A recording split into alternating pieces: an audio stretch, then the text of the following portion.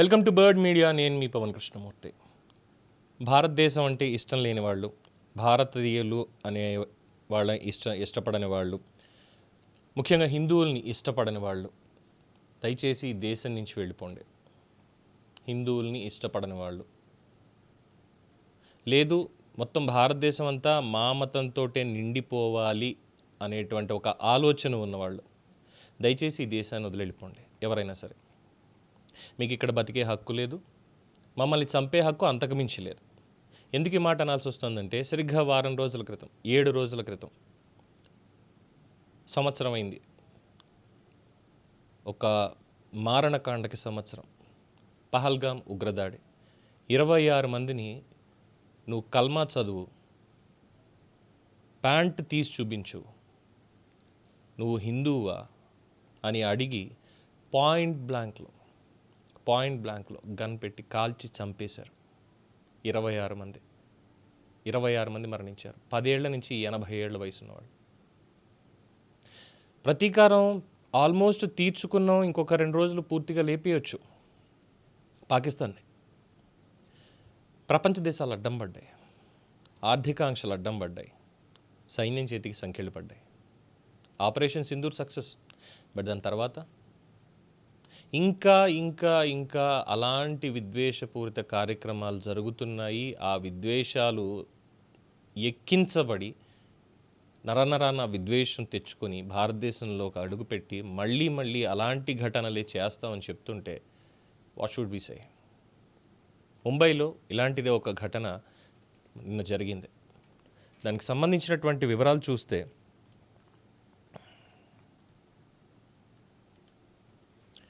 హిందువులే టార్గెట్గా ముంబై నగరంలో పహల్గాం తరహా దాడికి ప్రణాళిక రచించారు. కల్మా చదవమంటూ సెక్యూరిటీ గార్డుల మీద కత్తితో దాడి చేసినటువంటి జుబైర్ అన్సారీ. ఇలాంటి ఉగ్రవాద ఆలోచనలు ఉన్న వారిని కఠినంగా శిక్షించాలి, భారతదేశం నుంచి బయటికి పంపించాలి 100%. మహారాష్ట్రలోని థానే జిల్లా మీరా భయంకర్ ప్రాంతంలో ఏప్రిల్ 27, 2026 సోమవారం తెల్లవారుజామున 4 గంటల సమయంలో జైబ్ జుబైర్ అన్సారీ అనే వ్యక్తి 2 ప్రైవేట్ సెక్యూరిటీ గార్డులపై కత్తితో దాడి చేశాడు. దాడి చేయడానికి ముందు అతను వారిని మీ మతం ఏంటి అని అడిగాడు. అంతేకాకుండా బలవంతంగా కల్మా చదవమని కోరాడు. వారు నిరాకరించడంతో వారిపై విచక్షణ రహితంగా దాడికి తెగపడ్డాడు. అయితే దర్యాప్తు అధికారులు అతన్ని అరెస్ట్ చేశారు. అరెస్ట్ చేసిన తర్వాత దర్యాప్తులో బయటపడ్డటువంటి అనేక విస్తుపోయే నిజాలు. అన్సారీ సుమారు 19 ఏళ్ల పాటు అమెరికాలో నివసించి తిరిగి వచ్చినటువంటి వ్యక్తి. అతని భార్య ఆఫ్ఘనిస్తాన్ దేశస్తురాలు. దాడి జరిగినటువంటి 90 నిమిషాల్లోనే పోలీసులు అతన్ని అరెస్ట్ చేశారు. ఇంట్లో సోదాలు నిర్వహించినటువంటి పోలీసులకు విస్తుపోయే ఆధారాలు దొరికాయి. ముఖ్యంగా ఐసిస్, దాయిష్ నుంచి వచ్చినటువంటి తహరీర్ అనే లేఖ లభించింది.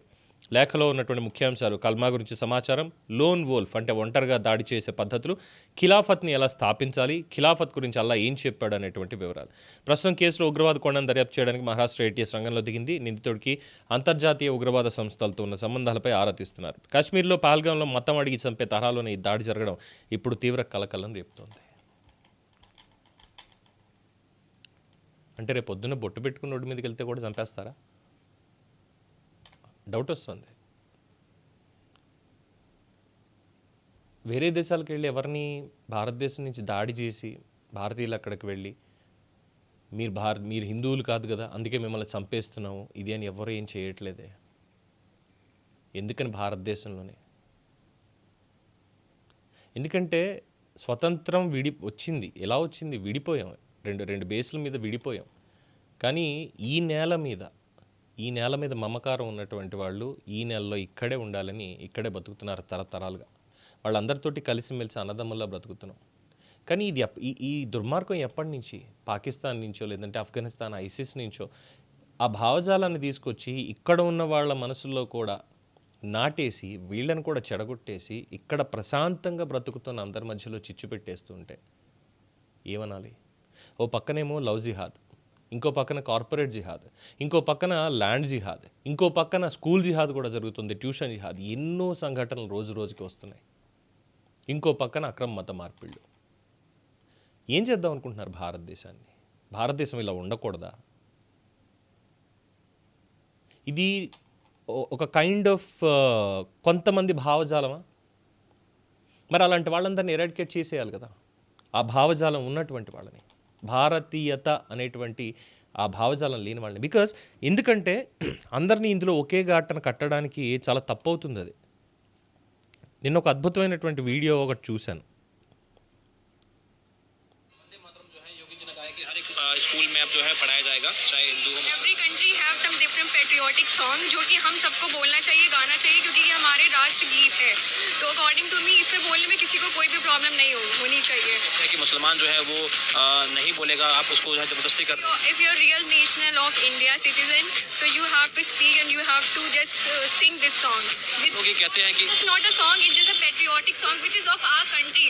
Doesn't matter you are from Muslim community, Hindu community, Sikh or Christian. You are from India and this is patriotic song of India. ఇది ఇండియాలో ఉన్న హార్మనీ, ఆ వైవిధ్యం. ఇలా బ్రతుకుతున్న వాళ్ళని ఇక్కడ మార్చేసి వాళ్ళ మెదళ్ళని చంపేసి చిన్న చిన్న పిల్లలను సైతం, ఇప్పుడు వెస్ట్ బెంగాల్లో జరుగుతున్నటువంటిది అదే. మమతా బెనర్జీ ప్రభుత్వం ఉంటుందా పోతుందా అనేటువంటి దానికి కూడా ఒకానొక కారణం ఇదే. ముంబైలో జరిగిందే, మొన్న ఇంకొక చోట ఇన్ని జరుగుతున్నాయి. ఓ పక్క నుంచి ఇంటెలిజెన్స్ వాళ్ళు ట్రాక్ చేసుకుంటూ వస్తున్నారు ఏం జరుగుతుంది, ఎలా అవుతుంది అనేది. కానీ ఇక్కడ ఉన్నటువంటి వాళ్ళు, లోకల్గా ఉన్నటువంటి వాళ్ళు కూడా చాలామంది, కొంతమందికి ఇదే భావజాలాన్ని నూరిపోస్తూ చేసేటువంటి సంఘటనలు. ఏమనుకోవాలి దీన్ని? కఠినమైనటువంటి చట్టాలు, చర్యలు మనకు ఉండాలా, లేదంటే కేవలం ఓటు బ్యాంక్ రాజకీయాలే చేస్తూ ఏ పార్టీలైనా ఏ ప్రభుత్వాలైనా పూర్తిగా భారతదేశపు సంస్కృతిని, భారతదేశపు మూలాన్ని పూర్తిగా లేకుండా చేసేస్తారా? అలా అయిపోతుంటే కళ్ళుడికి చూస్తూ ఉంటారా? I don't understand what strategies they have. కేవలం ఓటు బ్యాంక్ రాజకీయాలు, ఉచితాల రాజకీయాలు మాత్రమే మీరు చేసుకుంటూ వెళ్తామనంటే దయచేసి మా అలాంటి వాళ్ళందరినీ చంపేసేయండి. మాకు ఈ దేశంలో బతికేటువంటి హక్కు లేదనుకుంటాం. కానీ చూస్తూ దేశం ఇలా అయిపోవడాన్ని మాత్రం అంగీకరించాం డెఫినెట్గా. సో ప్రభుత్వాలు ఎటువంటి చర్యలు తీసుకుంటాయో దీని మీద చూడాలి. At the same time have to have awareness on all issues.